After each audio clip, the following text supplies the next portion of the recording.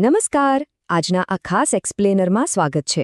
આજે આપણે યુગ અગ્રાવત દ્વારા તૈયાર કરાયેલ સેન્સસ 2027 HLO એપ ટ્રેનિંગ વિશે એકદમ વિગતવાર અને રસપ્રદ માહિતી મેળવીશું. વસ્તી ગણતરીનું કામ બહુ મોટું હોય છે અને ફિલ્ડ ટ્રેનરો અને ગણતરીદારો માટે આ HLO એટલે કે હાઉસ લિસ્ટિંગ ઓપરેશન્સ એપ્લિકેશનને બરાબર સમજવી એકદમ જરૂરી બની જાય છે.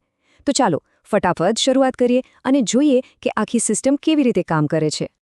આપણે આખી પ્રક્રિયાને સ્ટેપ બાય સ્ટેપ જોવાના છીએ, જેમાં સૌથી પહેલાં ઇન્સ્ટોલેશન અને તેની પ્રાથમિક જરૂરિયાતો, ત્યારબાદ સુરક્ષિત લોગિન, સ્થળની વિગતો ચકાસવી, એપની અલગ અલગ સેવાઓ નેવિગેટ કરવી, ઘરયાદીની ડેટા એન્ટ્રી અને છેલ્લે આખો બ્લોક પૂરો કરવાની પ્રક્રિયા સામેલ છે. એકદમ ક્રમબદ્ધ રીતે આખી સફર ખેડીશું. તો સૌથી પહેલાં અને પાયાના તબક્કાથી શરૂઆત કરીએ, ઇન્સ્ટોલેશન અને તેની પૂર્વશરતો. આ એપ ફિલ્ડમાં બરાબર ચાલે તે માટે ટેકનિકલ તૈયારીઓ કરવી બહુ જ મહત્વની છે. હવે ઉપકરણ કેવું જોઈશે તેની વાત કરીએ. મોબાઈલમાં ઓછામાં ઓછી 4 GB રેમ અને 8 GB સ્ટોરેજ હોવી એકદમ ફરજિયાત છે. અને હા, એક બહુ જ નાની પણ અત્યંત અગત્યની વાત, ફોનમાં PDF વ્યુઅર ઇન્સ્ટોલ કરેલું હોવું જ જોઈએ. એના વગર ફિલ્ડના નકશા કોઈ પણ સંજોગોમાં ખોલી શકાશે નહીં. એટલે આ ટેકનિકલ જરૂરિયાત સૌથી પહેલાં પૂરી કરવી જ રહી. ઓપરેટિંગ સિસ્ટમની વાત કરીએ તો ફિલ્ડમાં ડેટાના મોટા જથ્થા વચ્ચે એપ ક્રેશ ન થઈ જાય તેનું ખાસ ધ્યાન રાખવાનું છે. જો આઈફોન એટલે કે iOSનો ઉપયોગ થતો હોય તો ન્યૂનતમ વર્ઝન 15.0 જોઈશે અને એન્ડ્રોઇડ સ્માર્ટફોન માટે ન્યૂનતમ વર્ઝન 11.0 હોવું જોઈએ. આ બેઝલાઇન સિસ્ટમને સુરક્ષિત રાખશે અને કામ એકદમ સ્મૂધલી ચાલશે. ચાલો હવે આગળ વધીએ અને સમજીએ કે આ એપમાં લોગિન અને નોંધણી કેવી રીતે થશે, કારણ કે વસ્તી ગણતરીનો ડેટા છે એટલે સુરક્ષા તો સર્વોપરી જ હોય ને. અહીં સુરક્ષાના કેટલાક બહુ જ કડક નિયમો છે. સૌથી પહેલી અને મહત્વની વાત, એપ્લિકેશન માત્ર ને માત્ર સત્તાવાર ORGI ડેવલપર એકાઉન્ટમાંથી જ ડાઉનલોડ થવી જોઈએ. બીજું કે જ્યારે SMS દ્વારા OTP આવે ત્યારે મોકલનારના નામમાં RGICN લખેલું છે કે નહીં તે ખાસ ચકાસી લેવું. ફિશિંગથી બચવા માટે આ સાવચેતી ખૂબ જરૂરી છે. ત્રીજું પગલું બહુ જ ધ્યાન માંગે તેવું છે. એપની ભાષા એકવાર પસંદ કરી લીધી પછી એ ક્યારેય નહીં બદલી શકાય, એટલે એમાં ભૂલ ન થવી જોઈએ. અને છેલ્લે ભવિષ્યમાં ઓફલાઈન કામગીરી થઈ શકે તે માટે 2 વખત પિન સેટ કરવાનો રહેશે.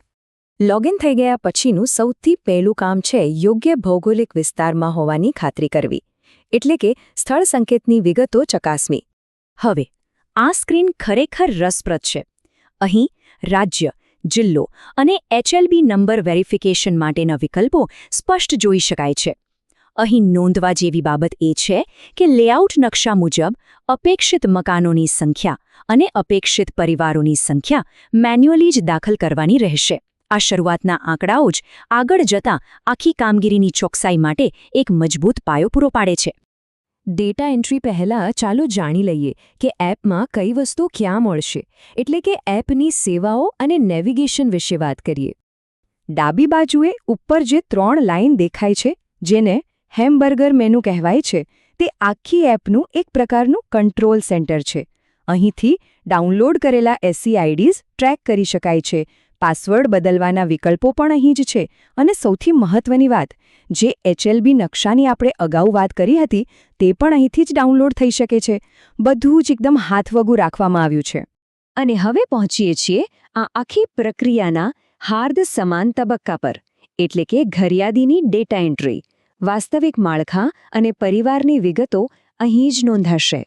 તો અહીં સૌથી મહત્વનો મુદ્દો એ છે કે મકાન નંબર માટેના બોક્સમાં 20 અક્ષરો સુધીની આલ્ફાન્યુમેરિક લિમિટ આપવામાં આવી છે. અને હા, ફિલ્ડમાં કામ કરતી વખતે સમય બચાવવા માટે એક બહુ સરસ ફીચર છે, રિપીટ બટન. જો એક જ મકાનમાં બહુવિધ પરિવારો રહેતા હોય અથવા સમાન મકાન નંબર વારંવાર આવતા હોય તો આ બટન દબાવવાથી એકની એક વિગતો ફરીથી ટાઈપ કરવાની મહેનત સાવ બચી જાય છે. છે ને એકદમ સમય બચાવનારી સુવિધા?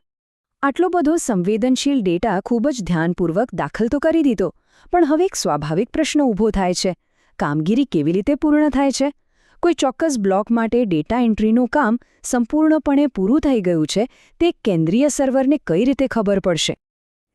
આ પ્રશ્નનો જવાબ આપણને છેલ્લા તબક્કામાં મળે છે. હાઉસ લિસ્ટિંગ બ્લોક એટલે કે HLBને સત્તાવાર રીતે પૂર્ણ કરવાની પ્રક્રિયા.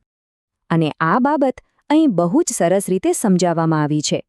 ડાબી બાજુએ જોઈ શકાય છે કે જો કોઈ પણ રેકોર્ડ સિંક કરવાનો બાકી રહી ગયો હશે તો આ સ્માર્ટ એપ તરત જ પીળા રંગનું એક વોર્નિંગ પોપઅપ બતાવશે.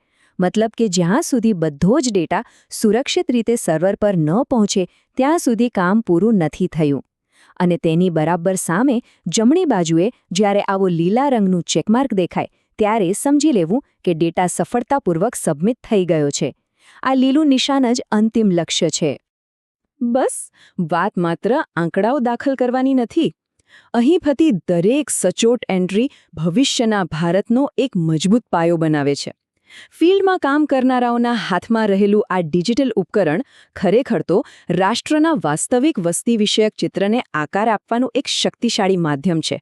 તો શું આ નવીન ટેકનોલોજી દ્વારા દેશના આ સાચા ડેમોગ્રાફિક લેન્ડસ્કેપને કેપ્ચર કરવા માટે સંપૂર્ણ તૈયારી થઈ ચૂકી છે?